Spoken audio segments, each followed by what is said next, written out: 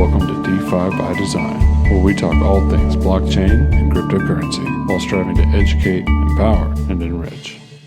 It's your boy Andy, and welcome back to the DeFi Slate YouTube channel. Smash the like button on this video, that really helps us out, and sit back and enjoy the content. Thank you very much.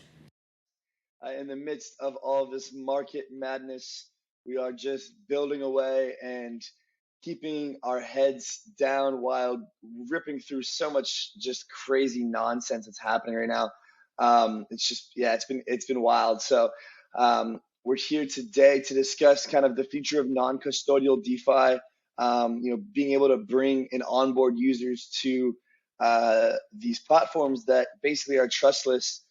We've seen what happened with Celsius and with BlockFi and some other lenders and some other funds that are kind of in the CDFi world or the CFi world, and kind of seeing what happens when you privatize your books, and you just have to trust other people or other companies to manage your stuff for you.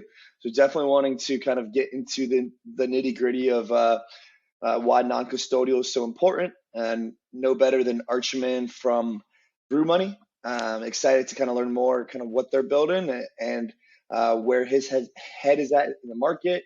Is it time to buy? Is this a long bear market? Kind of what's coming. What can we expect? So, Rob, good morning to you. Top of the morning, and how are you doing? There's quite a bit of madness out there. I think the mantra kind of all across the board with builders for sure is to stay patient and keep on building. So that means just kind of staying true to the principles and the fundamentals, if you will, and then keeping those at work, keep on progressing so that they ultimately flourish in the long run. And that's certainly what's going on.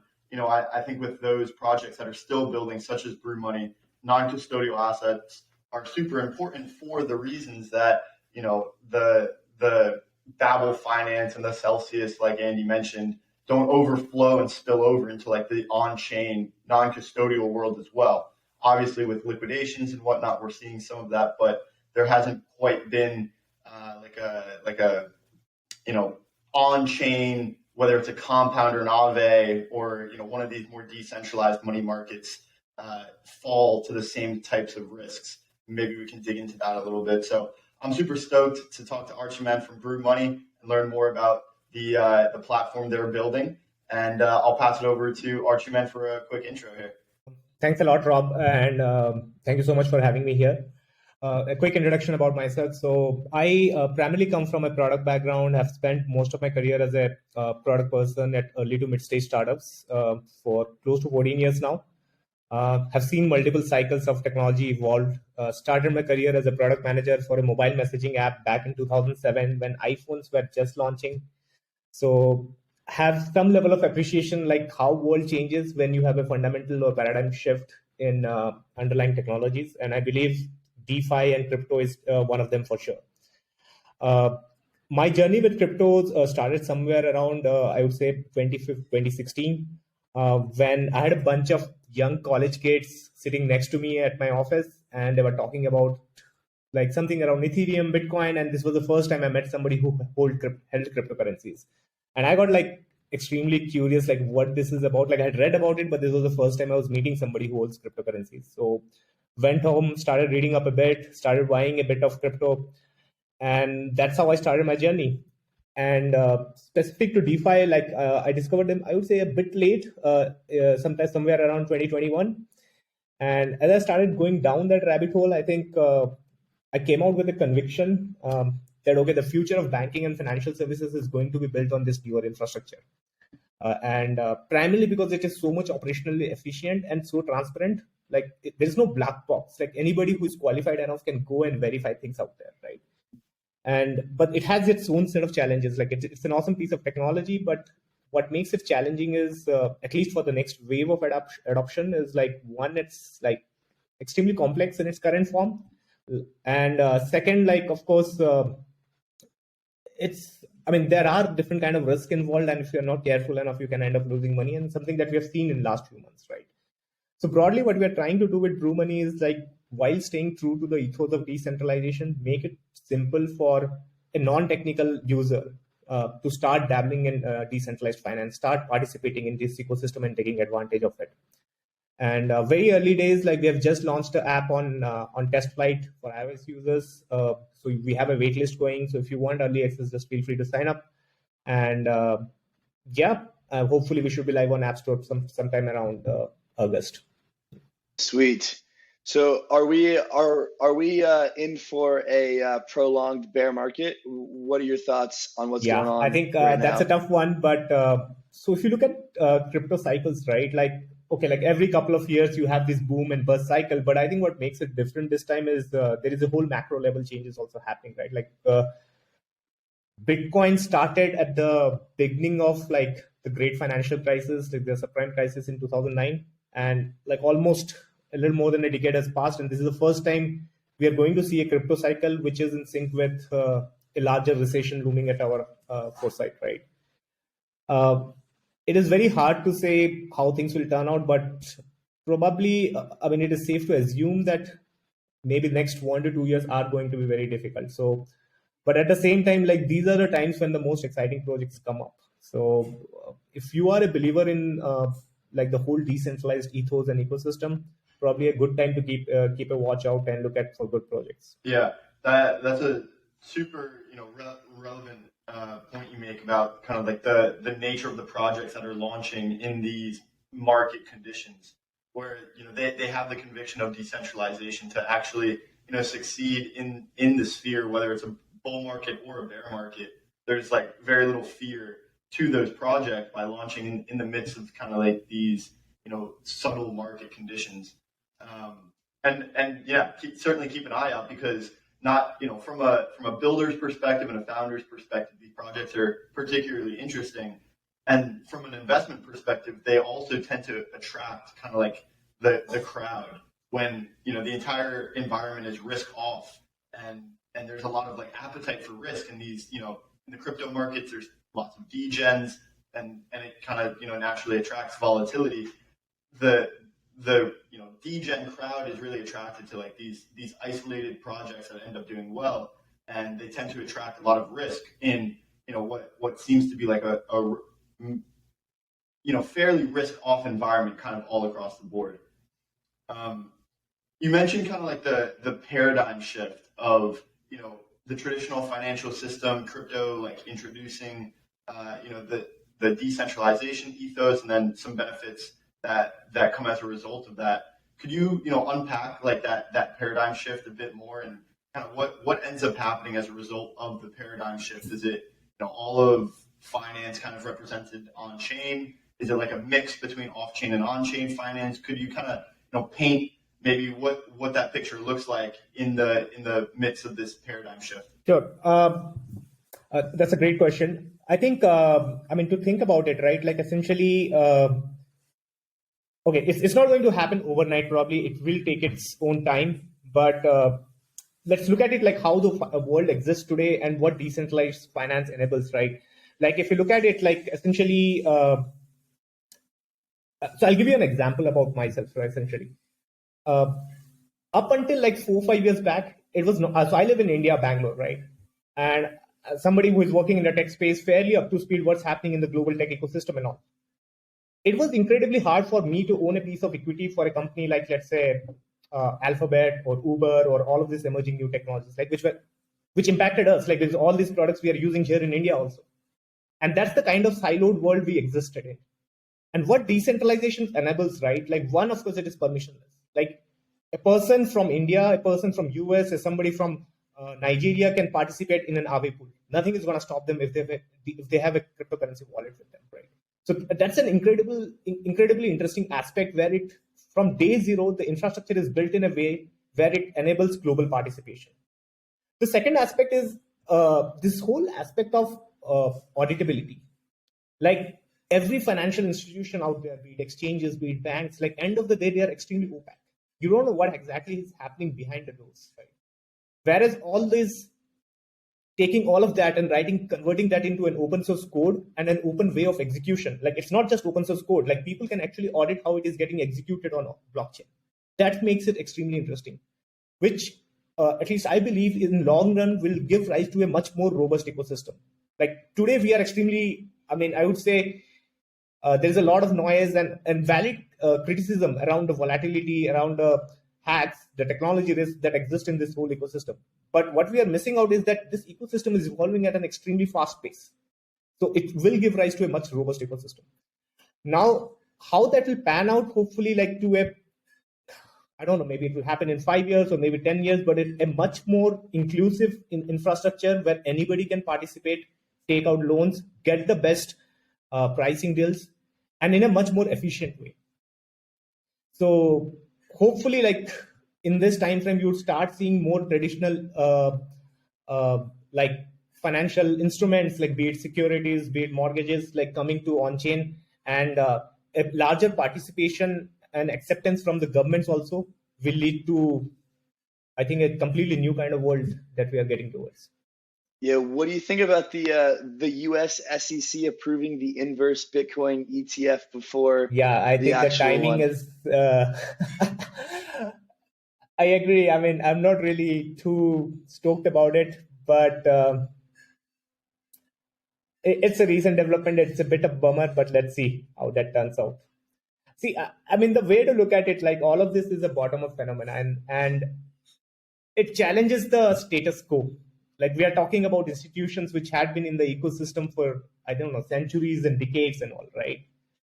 But hopefully the ones who hop into it and probably have an open mind towards it can leverage the benefits it can deliver to the humanity. Yeah. It is. Yeah, it's so funny. If it's using the same underlying asset, what's the reasoning for the inverse versus the positive? And it kind of goes to show like there's just a divide between like the traditional world of these financial contracts and the kind of new world, if you will, of the on-chain finance and just, I guess a more tokenized economy, right? Rather than like these contracts that are put in place. Obviously, smart contracts and financial contracts are somewhat similar, but on the essence of like the regulatory approval and kind of like the closed off nature of the traditional finance world, it doesn't give way to like, these more maybe intuitive strategies or more friendlier or just comprehensive strategies that provide like the risk appetite that someone is actually seeking.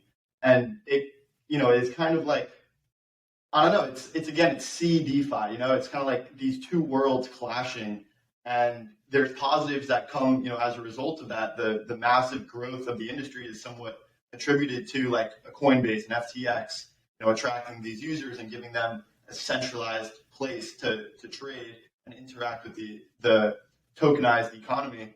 But then you have the more dinosaur, prehistoric world that's still stuck in like this, ETF kind of approval, I guess. And I'm curious kind of how Brew Money fits into this picture. Is it firmly in, the DeFi world, or does it combine some aspects of centralization and decentralization to provide like, the perfect recipe? Got it.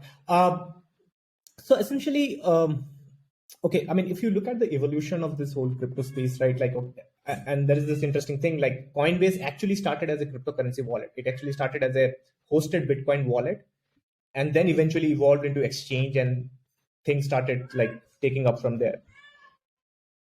But and this whole construct or the phenomena of C DeFi emerged because probably the whole at an infrastructure level, we were not ready to build products which could have onboarded like the mainstream users into this ecosystem, right, of DeFi, right?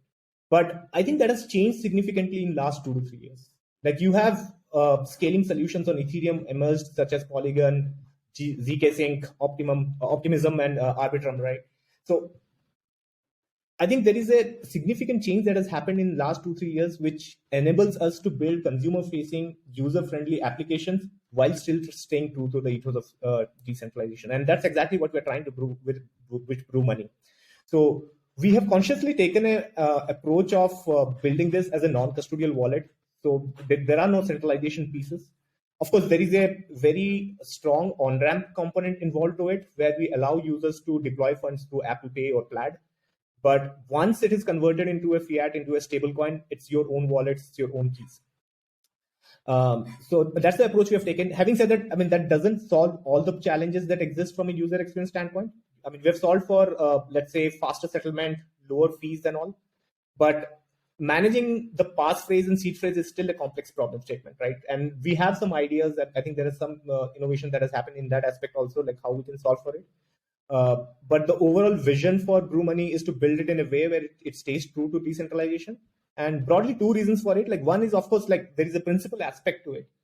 But there is a more pragmatic reason also. Like there was this very interesting IMF report that was published, I think, a couple of months back, where they talked about the operational efficiency between decentralized finance and centralized finance.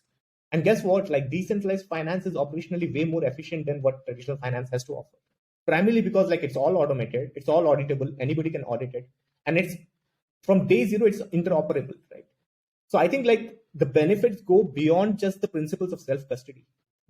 This infrastructure is going to be way more efficient than what exists today. And broadly, that's the theme that we are betting on, and that's why we're building Brew Money as a non-custodial wallet.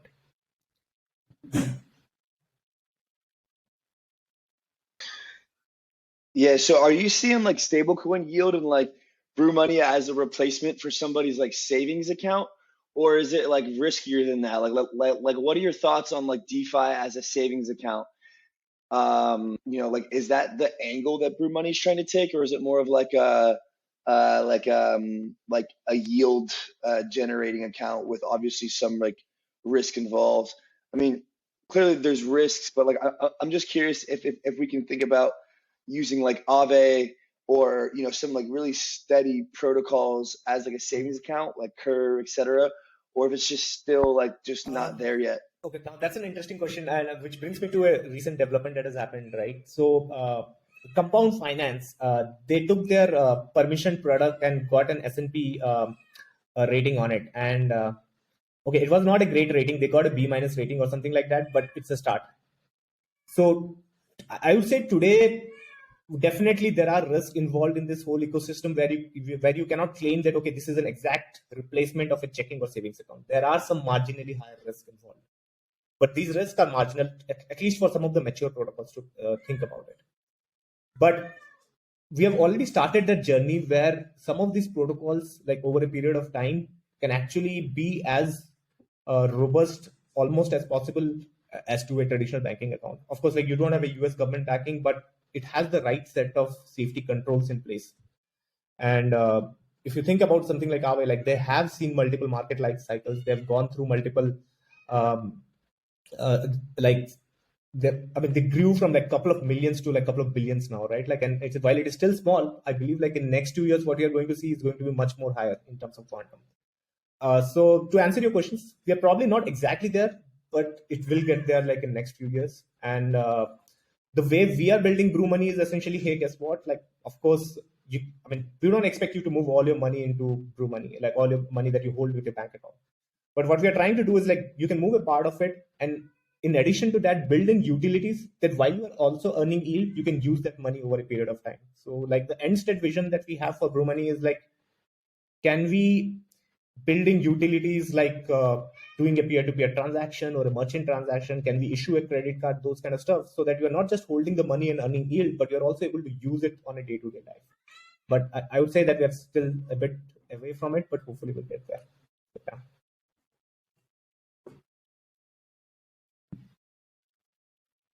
Yeah, I mean, people see the solid yields and want to get a part of it, but they're always curious, like kind of what the risks are in DeFi, and it's even tough to explain the risks to people.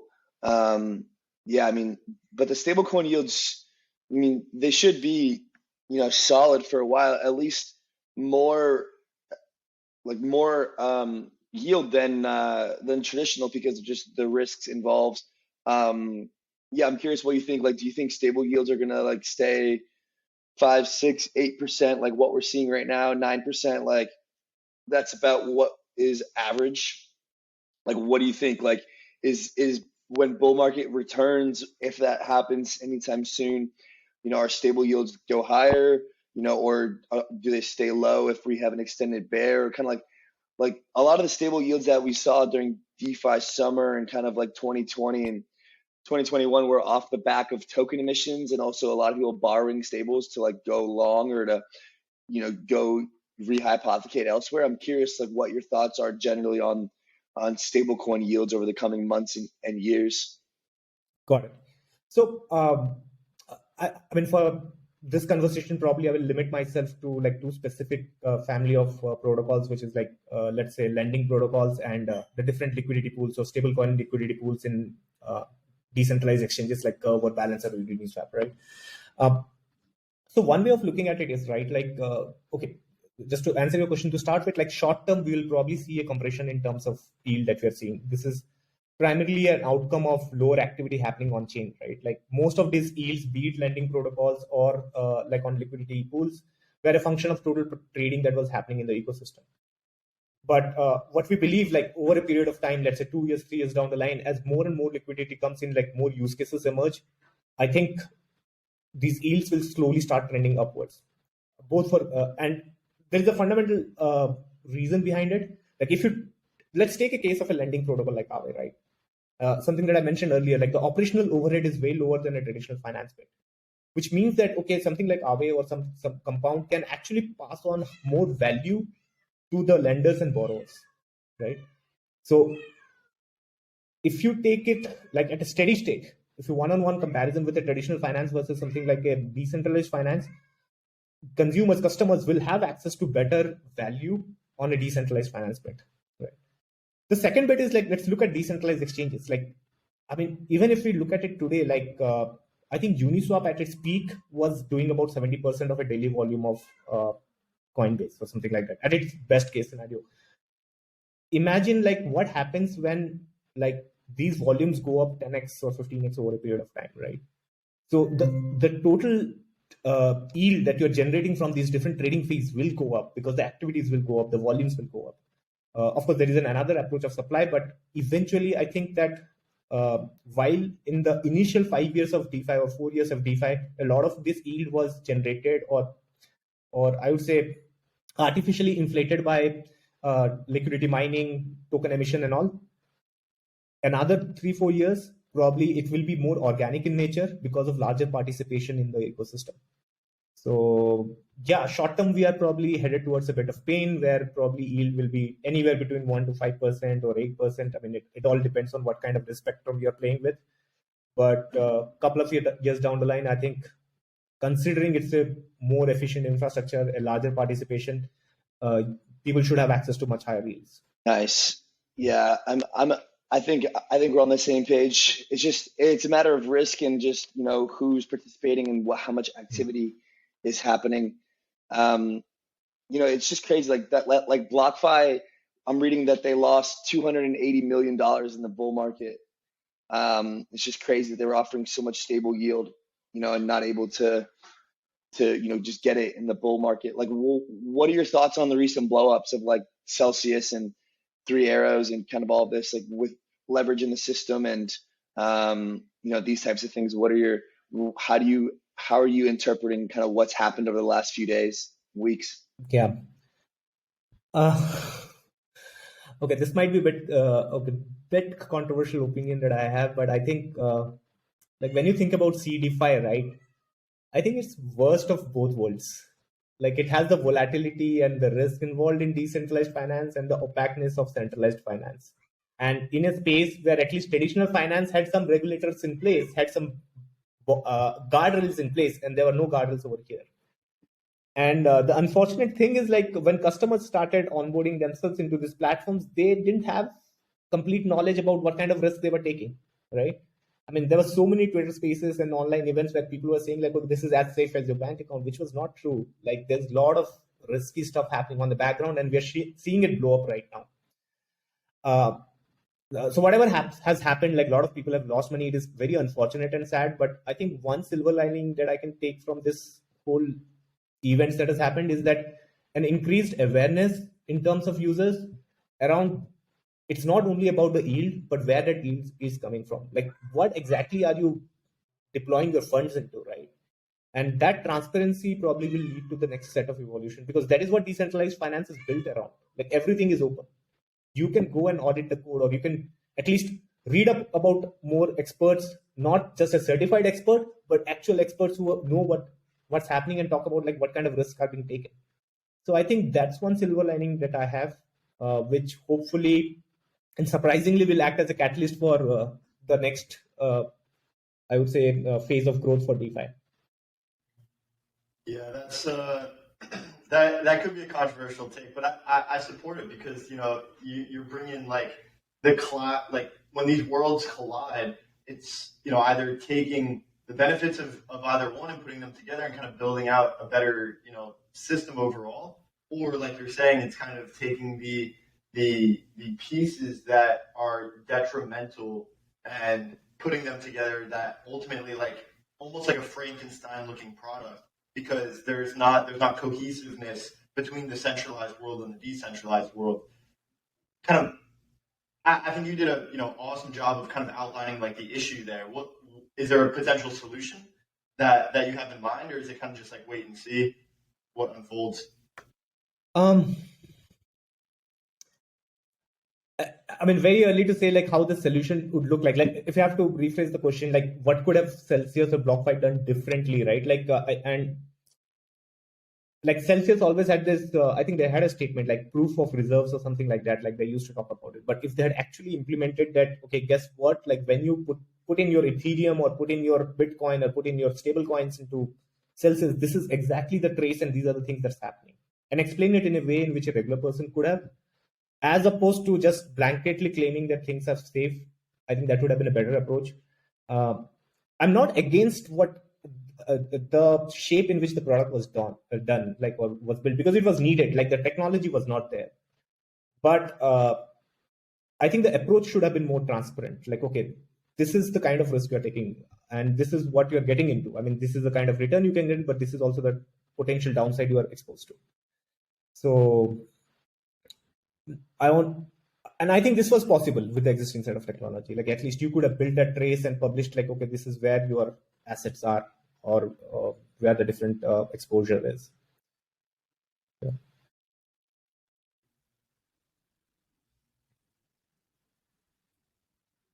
It really is the worst of both worlds with the opaqueness and the risks. I mean, it's just crazy that it started with the UST collapse, which has kind of led to all of what's happened now. And that's why we kind of are preaching the non-custodial route being so important. Yeah, so kind of how does Brew Money take the non-custodial route? What does that look like? Kind of what happens on the back end there, and what are you guys looking to offer, and how who are you trying to onboard? Got it. So maybe I'll start with like who we are trying to onboard first, right? Like, so globally, and this is a report like a couple of months back, right? There are about 200 to 300 million people who hold cryptocurrencies. So that's an encouraging development that has happened, right? Like we have taken that shift towards hundreds of millions of people holding cryptocurrencies today. But the number of people who have participated in decentralized finance ecosystem is like probably less than 10 million.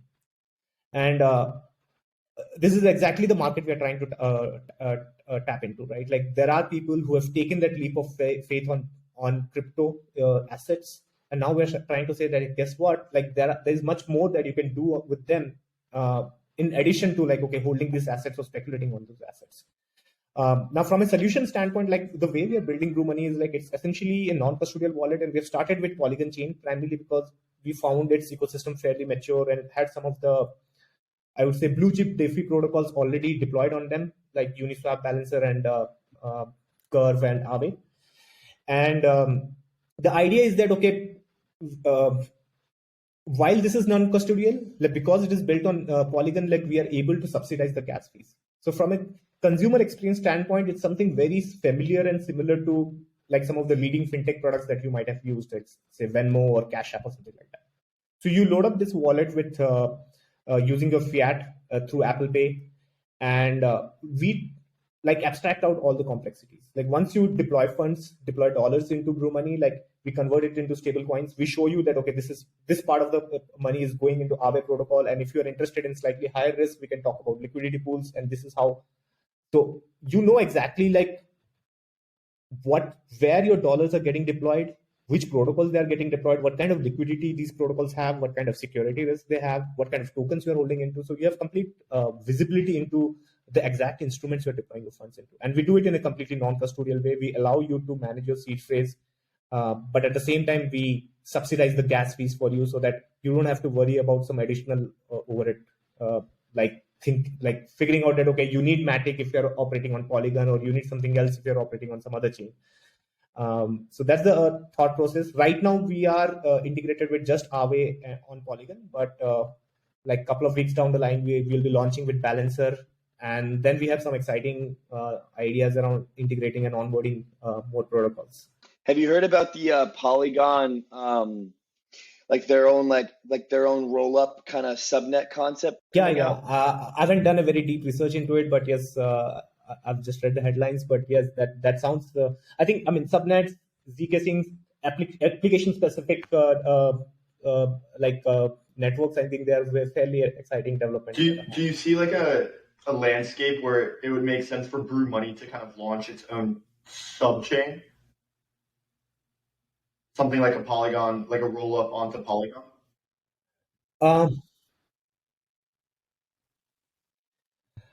We haven't, to be very honest, we haven't thought about it yet. As of now, we're focused primarily on the POS chain of Polygon. We're also looking into a couple of other chains like Optimism and exploring technologies like zk-sync, like that makes it easier to go directly on Ethereum. But yeah. Yeah, the scalability, the scalability landscape is really turning now. Like with the alternative layer ones kind of like showing that there is a use case, at least in the meantime, while Ethereum is still scaling at the base layer. It's created like this vacuum, if you will, of these different like scalability solutions, whether they're whatever you want to call them, layer ones, layer twos, zk-sync, rollups. Like it's all kind of like different formats of the attempt at scalability. And it seems like the proof of stake blockchain framework is what opens up accessibility to like to the masses. Proof of work, I think, is still important in like a hard money sense, but in terms of like, accessibility and providing the network to the most amount of people and kind of directing that value, it seems like proof of stake is the way to go. And it makes sense for like the stakers to be aligned with kind of the projects, the ecosystem, and the chain overall. So the modularity of how these different networks start to combine, whether it's a roll-up that supports just high scalability, or if it's a roll-up specific for a type of industry, it'll be one is kind of like, why launch a chain if it makes sense to launch a chain and kind of doing so if it does. But then I think a matter of which other chains you're tapping into. And one, I mean, EVM is super important in that sense, and just the crux of the ecosystem as it provides like the bridges and the transferability across these different chains. So I guess, yeah, I see a world where it's like kind of, the interoperability provided by something like the EVM, but then the modularity that opens up the access for the masses provided by application-specific chains, like you're saying. And I'm excited about the options and the opportunities that open up as a result of increased scalability. I think we can hardly imagine kind of the applications that are available once we increase throughput 10x, 100x. Yeah. Is there like applications that you see that are kind of limited by the current scalability? Like, if transactions were even cheaper and even faster, is there something that you'd like to do on chain that you can't now, but you see, scalability once it opens up, kind of providing that use case?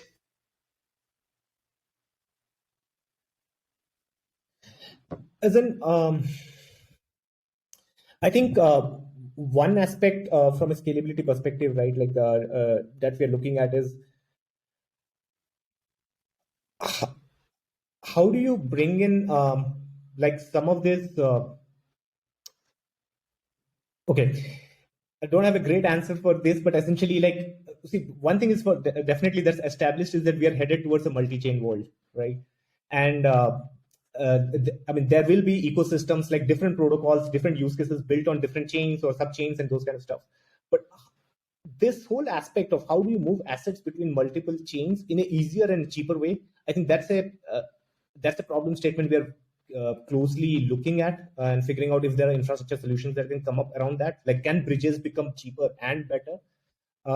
Because everything that we're doing, right, is centered around, to be very honest, like around the next mainstream set of users. Like the golden use case we look out is that can somebody get started with $100 or $500 deposit like in couple of seconds?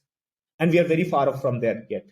Like right from the on-ramp experience to moving things through multiple chains or from one chain to a protocol, it takes a couple of minutes. It's still shaky. We have to do a lot of work to make it happen. I think that is one aspect we are closely looking is like, even if you're onboarding a user on chain A, but there is an interesting financial instrument on chain B, can you make that transition easy, right? And of course, there are a lot of interesting solutions coming up, but we are still not there. So that's one area that we are closely looking at and hoping for some interesting development over the next few in the short to mid term.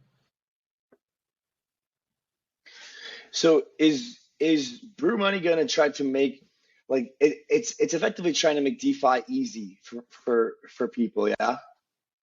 Andy, sorry, I lost you for a second. I said, yeah, so Brew Money is effectively trying to make DeFi easy for people. Yeah. I mean, the idea is simpler, safer, and more accessible, right? Yeah, I feel like DeFi is missing those kind of like middle layer products from like MetaMask to like BlockFi is like what we have. We got like super decentralized or like fully custodial and centralized, and we kind of we're missing that kind of fintech app, non-custodial, easy to use kind of products. Yeah, and the on-ramp I think is kind of like the key element of Brew Money. And Archisman, correct me if I'm wrong, but the 𝗏𝗏 integration kind of provides that accessibility benefit that something like a BlockFi or a FTX would provide.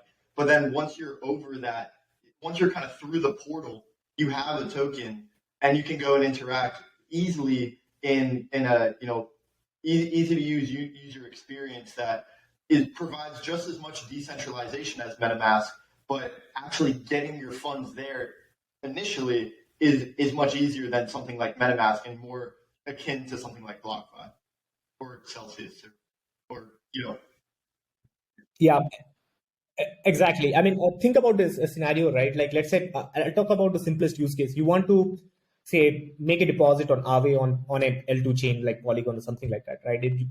A very typical journey would be like you buy some stable coins on a centralized exchange like Coinbase, move it to your MetaMask wallet, then bridge it to L2 chain, and then go and deploy it on Aave, right? So the multiple steps in between, and each of those steps, like once there is friction and then there is a cost involved. So what we have done is like make this on-ramp directly on L2 and like compress all of these steps into a single click.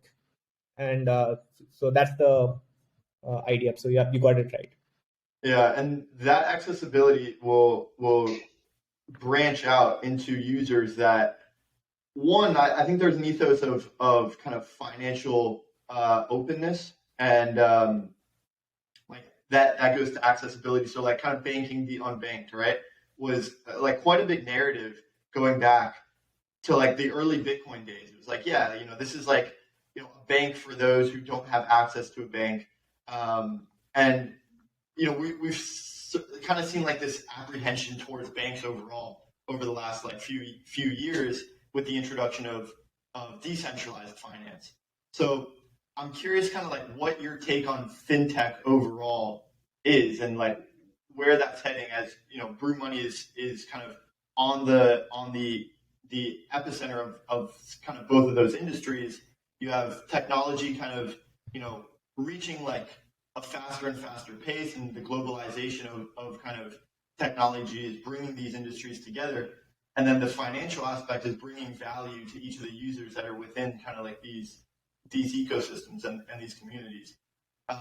So I'm curious just kind of like where you see fintech going in relation to the banking industry, where, you know, there was just a few banks, you know, early on. Is it, you know, like where are we headed? Is, you know, are we going towards a position where everyone is their own bank, and kind of like what does that look like? Great.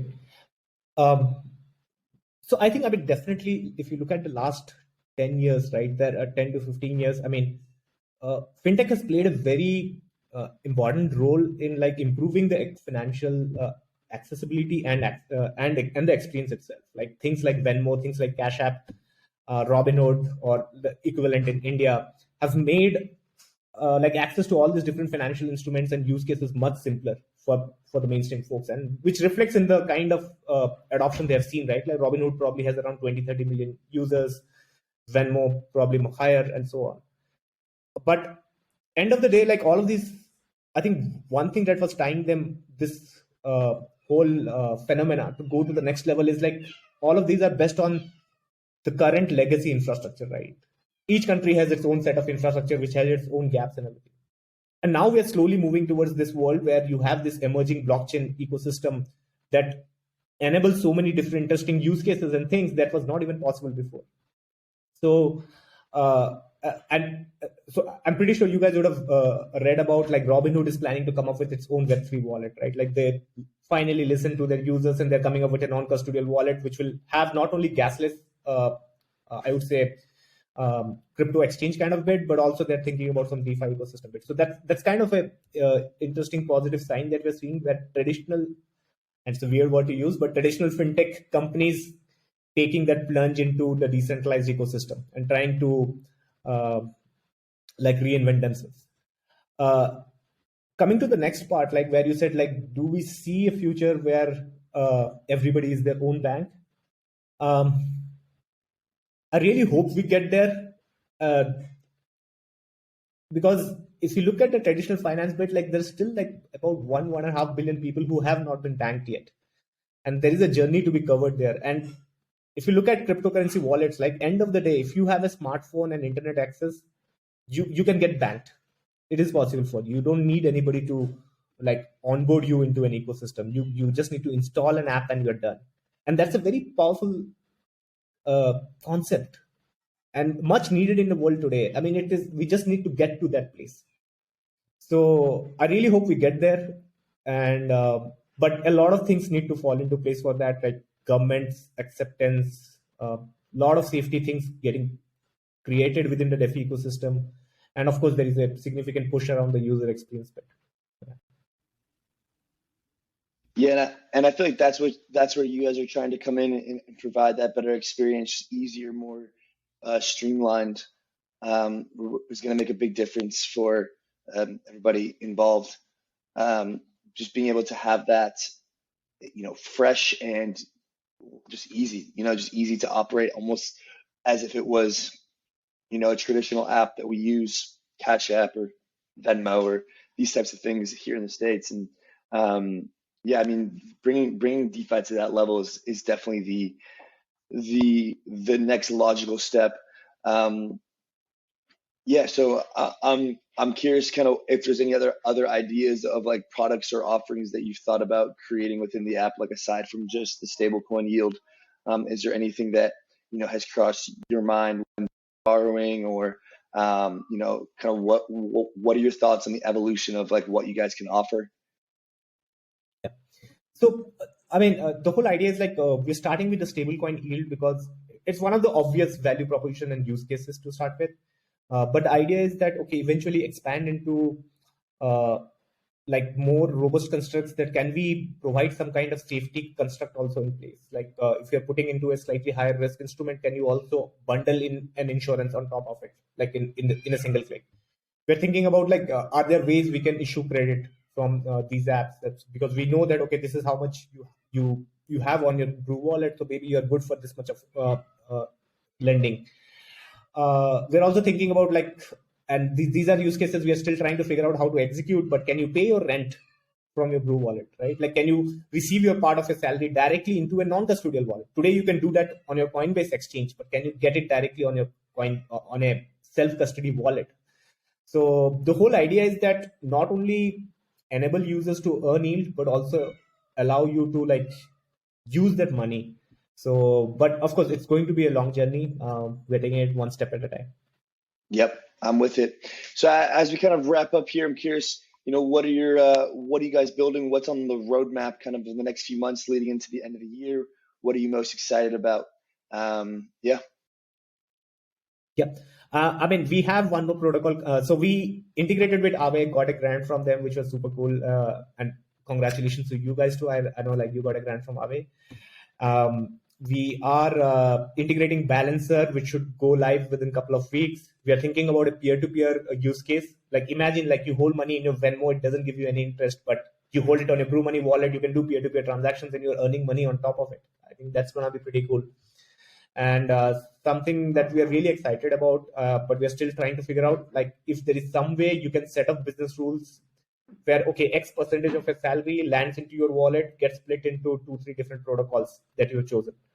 So these are some of the short to mid-term goal items that we have in the roadmap, and we're working hard towards it. Oh. Sweet. Well, thanks for coming on, Archisman. It's been a pleasure. Excited to see how you guys grow and move forward. And yeah, man, scaling DeFi to the masses, man. Thank you so much, Andy. Thank you, Rob. Thank you so much for having me. Cheers. Have a great day. Bye.